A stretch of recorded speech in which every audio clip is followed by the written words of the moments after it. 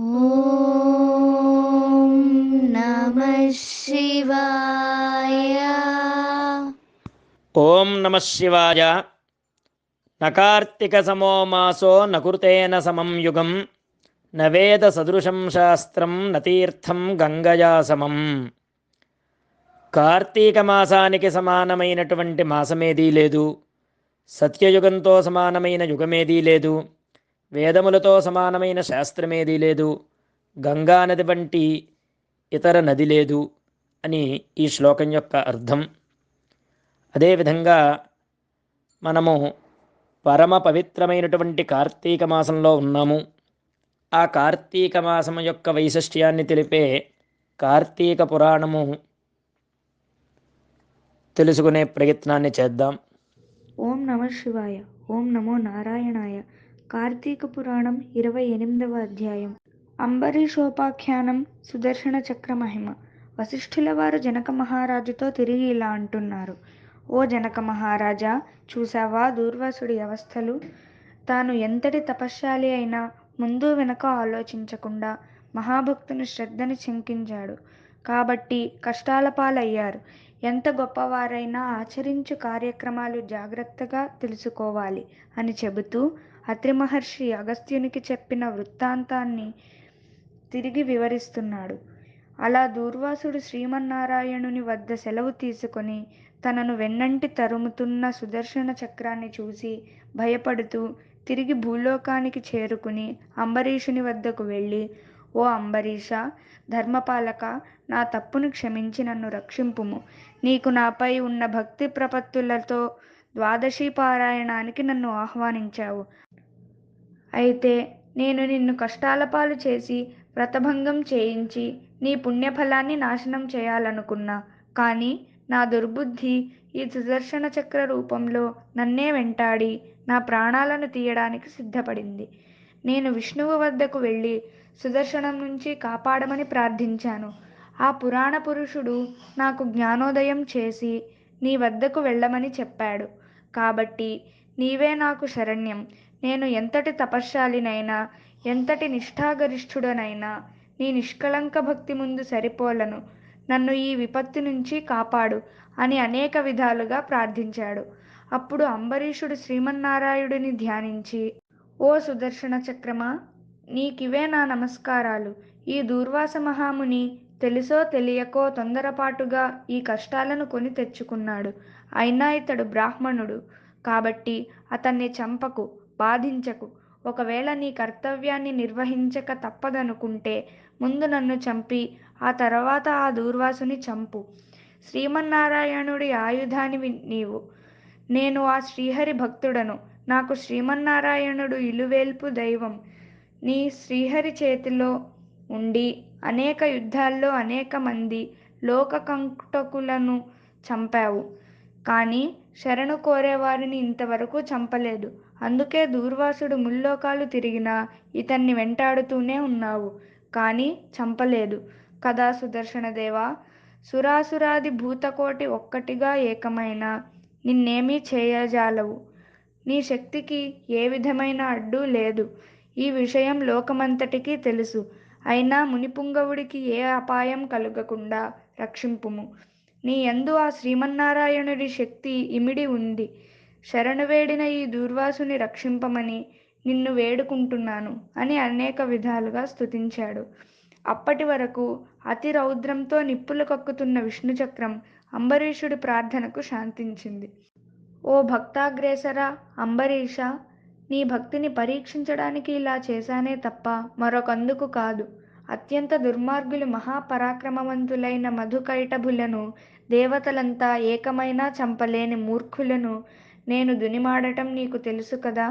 ఈ లోకంలో దుష్ట శిక్షణ శిష్టరక్షణకు శ్రీహరి నన్ను వినియోగించి ముల్లోకాల్లో ధర్మాన్ని స్థాపిస్తున్నాడు.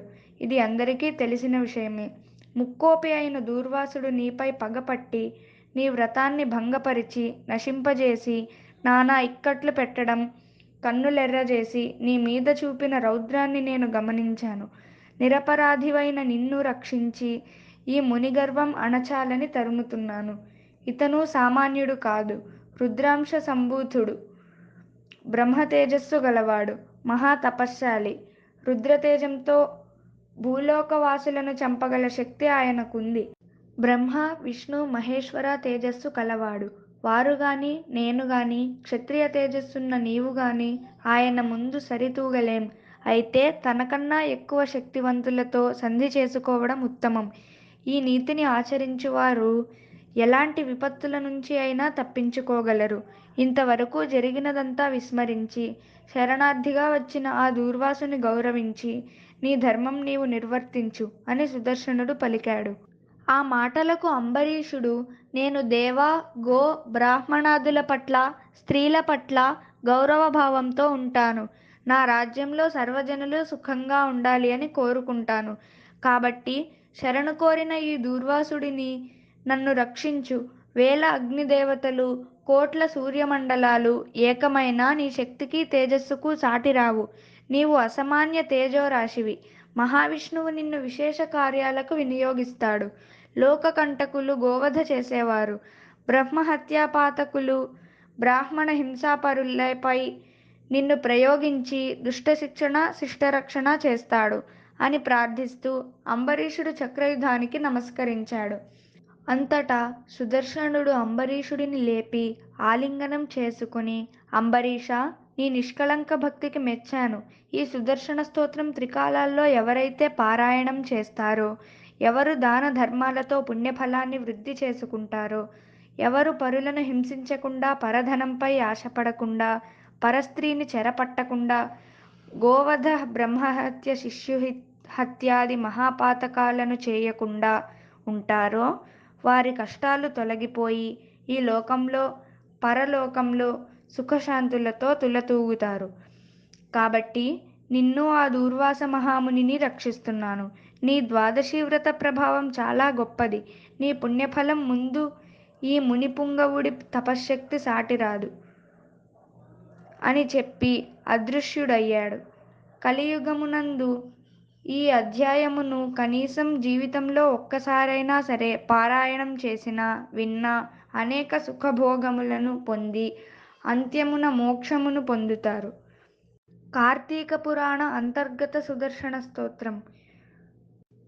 జ్వాలాకరాళం నిఖిలైరసహ్యం దైత్యైః సదేవైరవిరూపమేతత్ సేహే వరాశః కథమద్య చాహం విద్యుచ్ఛతాదప్యధికాత్మకాంతి బింబం రవేరగ్నిసహస్రయుక్తమావర్తకోటిరపి కుర్వదత్ర యద్యావ్రజాతైన భవే కథం చిద్రూపం పరం తేఖిలమర్దకస్య దంష్ట్రాకరాళవదనం త్వదీయం వహ్నిన్వమత్సర్వతయేవ దిగ్భ్యః దంష్ట్రం చ శక్తః కథమోऽపి వీరో దేవాసురాణామధిపః పరో వా యద్యత్ర విద్యుద్రవిరశ్మిమాలా భవేయురేకత్ర कराळरूपाः तथापि ते तेजसि नावगम्याः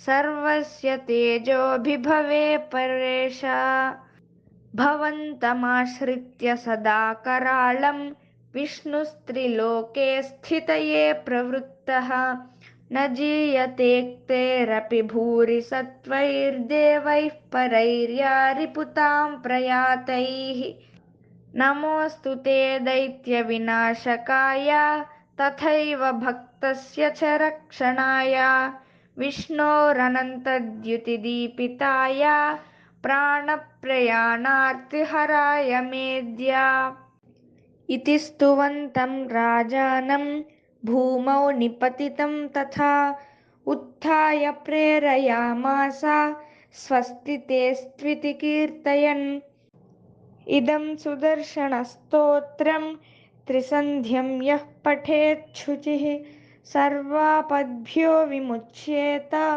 चिरं सुखमवाप्नुयात्. స్కాంద పురాణాంతర్గత వశిష్ఠ ప్రోక్త కార్తీక మహాత్మ్యం 28తమ అధ్యాయం సమాప్తం. సర్వే జనా సుఖినో భవంతు. ఓం నమః శివాయ. ఓం నమో నారాయణాయ. అందరము కూడా భక్తిగా కార్తీక పురాణాన్ని విందాం, కార్తీక దామోదరుని అనుగ్రహాన్ని పొందుదాం. శుభం భూయాత్. ఓం నమః శివాయ.